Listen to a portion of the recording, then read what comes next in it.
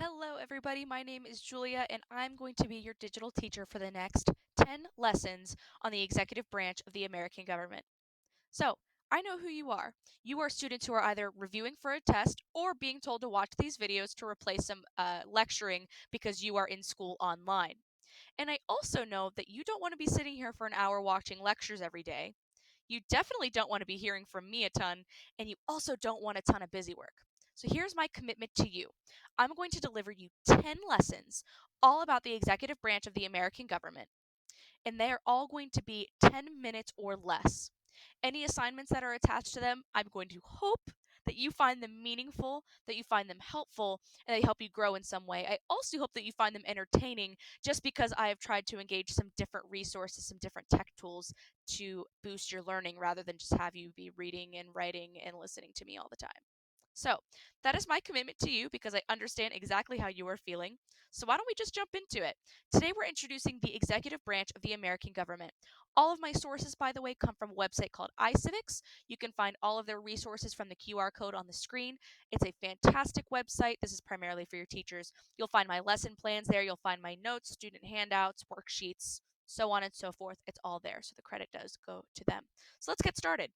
Our lesson objectives for today are that we are going to identify the roles of the executive branch and that we are going to recall and list the qualifications of what it takes to be president. Now, that was a spoiler alert because the president is the key figure of the executive branch. So let's look at a list of all of our presidents. It's a long list. There are 45 of them. Let me move my face so that you can see them all. There you go. So I just highlighted some key figures for you, some people that might be more familiar to you than others. Of course, first is George Washington. You should know that as our first president. Abraham Lincoln is the 16th president. He helped to free the slaves. That was a major contribution of his. The 28th president was Woodrow Wilson. He was president mainly during World War I, so the early 1900s. Number 32 was Franklin Delano Roosevelt, also known as FDR for short. He was president mainly during the Great Depression and during World War II. And then, of course, our three most recent presidents, you should definitely have them committed to memory just because they are the most impactful for today. George W. Bush was president in the early 2000s. Barack Obama was elected in 2008, and Donald Trump was elected in 2016. Now, this video is being uploaded in March 2020, so be sure to update these facts if you're watching this after the elections and if anything changes. So, let's talk about the constitutional origins of the presidency. So, let's go all the way back to whenever the founding fathers were writing the Constitution in the first place.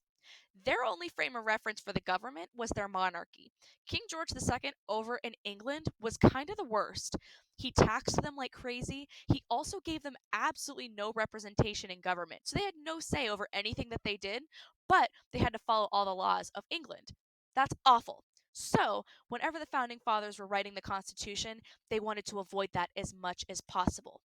So, they talked about the presidency. How did they do that? Well, they outlined the roles in our Constitution. So, I'm going to break down a few parts of the Constitution with you. You should know as a guide that the Constitution is merely a guide for how we are supposed to behave with lawmaking. The Constitution is not all encompassing, they do not have tons and tons and tons and tons of laws in it. In fact, if you type it out, it's only about the size of 3 Microsoft Word document pages. Yeah, I'm not kidding. So, keep that in mind as we go forward. They did outline all three branches of government, so these are pretty important. In Article 2, Section 2, you could see on the left side of the screen that I have quoted verbatim the Constitution, but on the right side that I've just pulled out the big ideas for you and I've underlined them in the Constitution. So let's just go through those big ideas. The president is the commander in chief, which just means that he's the head of the U.S. military.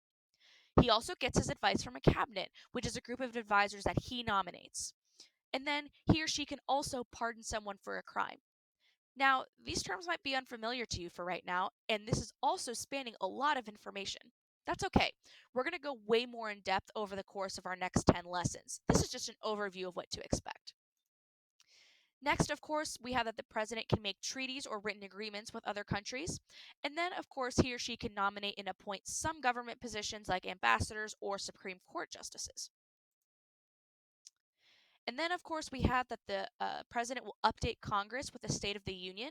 The State of the Union address is basically just a list of an agenda or what the president expects to accomplish by the next year. The State of the Union address is held every year. The most recent one was held February 4th, 2020. Now, this extends further. The president can make recommendations to Congress about what bills he or she expects to see passed and what's going to be on that agenda. And then, of course, he or she has to make sure that the laws are being executed or carried out efficiently. So, that is all part of that checks and balances or the balance of power, if you've heard those terms before. It's that we have those three branches of government, of course, the legislature, the executive, and the judicial branch. They all work together to make sure that one isn't overpowering the other. So you'll see here that the president has some control over Congress and over the Supreme Court just to make sure it's all fair. And of course, here you see some power over Congress. They can sign or veto bills from Congress. Congress cannot pass a bill without it going through the president. Of course, sign is an approval, and a veto is a rejection of that bill. We'll talk about how that works later. So now let's talk about what it takes to be president. First, the president has to be a natural born citizen from the United States of America. That just means that the person has to be born on US soil. Does not matter if their parents are citizens or not. A person is a natural born citizen if they were born in the United States of America. The president also must be 35 years or older, and they must have been a United States resident for a minimum of 14 years. And this will be relevant later when we talk about successors or people who will become president if the president can no longer be president. But these qualifications apply to those successors too. Interesting, huh? Let's keep going. Here's an awesome graphic. Here's how we'll close today. These are the 6 roles of the president, and you can scan this QR code here with your phone. You can also type in that link and follow that link. This is a source from iCivics. Just delineates the 6 roles of the president.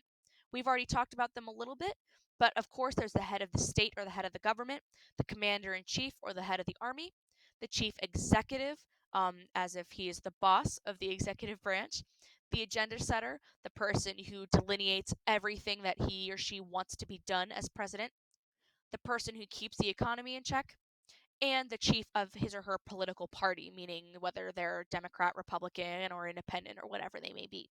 So, this is definitely a good resource to keep, and we will go through each of these roles throughout our 10 lessons. So, that is all I have for you today. If you have any questions, comments, or concerns, feel free to find me on Twitter at Giulia Pucci EDU. You can also